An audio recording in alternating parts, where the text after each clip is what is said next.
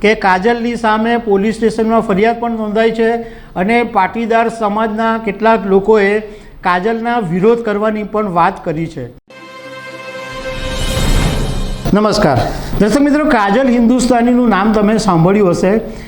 એણે ઘણી વખત એવા વિવાદિત નિવેદનો આપ્યા છે કે જેને કારણે ભારે ચર્ચા થઈ હોય અથવા ભારે હોબાળો મચી ગયો હોય। હવે આ કાજલ હિન્દુસ્તાનીએ ઘણા સમય પહેલાં સુરતની એક સભામાં એક નિવેદન આપેલું, એ લવ જિહાદ વિશેનું હતું અને આ વિડીયો સોશિયલ મીડિયામાં વાયરલ થયો અને આ નિવેદન પાટીદાર સમાજની દીકરીઓ વિરુદ્ધનું હતું। એને કારણે અત્યારે પાટીદાર સમાજમાં એટલો જબરજસ્ત હોબાળો મચી ગયો છે કે કાજલની સામે પોલીસ સ્ટેશનમાં ફરિયાદ પણ નોંધાઈ છે અને પાટીદાર સમાજના કેટલાક લોકોએ કાજલના વિરોધ કરવાની પણ વાત કરી છે। તો આના વિશે તમારી સાથે વાત કરીશું। મારું નામ રાજેશ શાહ છે અને તમે જોઈ રહ્યા છો ખબરછે.com। દર્શક મિત્રો, આ કાજલ હિન્દુસ્તાની છે એ પહેલીવાર કોઈ વિવાદાસ્પદ નિવેદન આપ્યું નથી। એણે ઘણીવાર એવા નિવેદનો આપ્યા છે કે જે ધાણી ફૂટે એવા હોય છે, આગ ઝરતી એની વાણી હોય છે અને બે બાગ બોલે છે।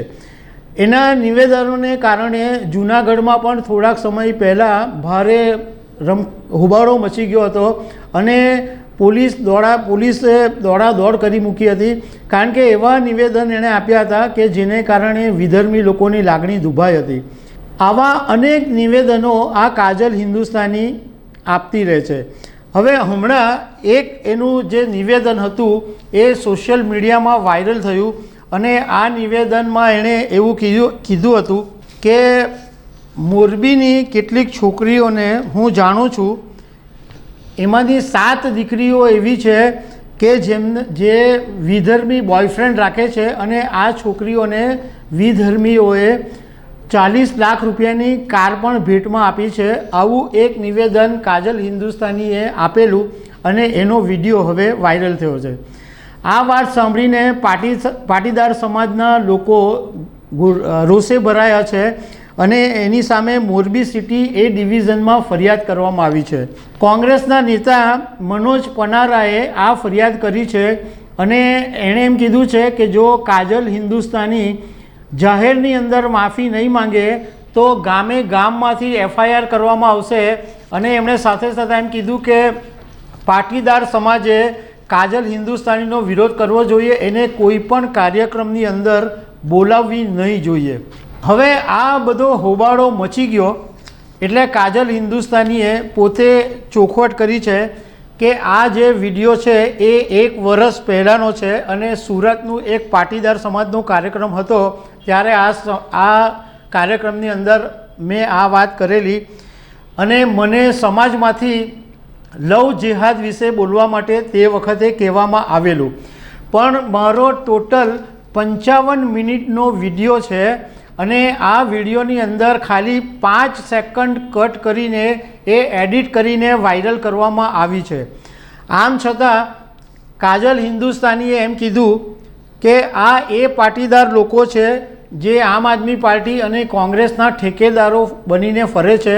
એણે એમ કીધું કે તમારામાં લવ જિહાદની સામે બોલવાની હિંમત નથી તો હું બોલું છું।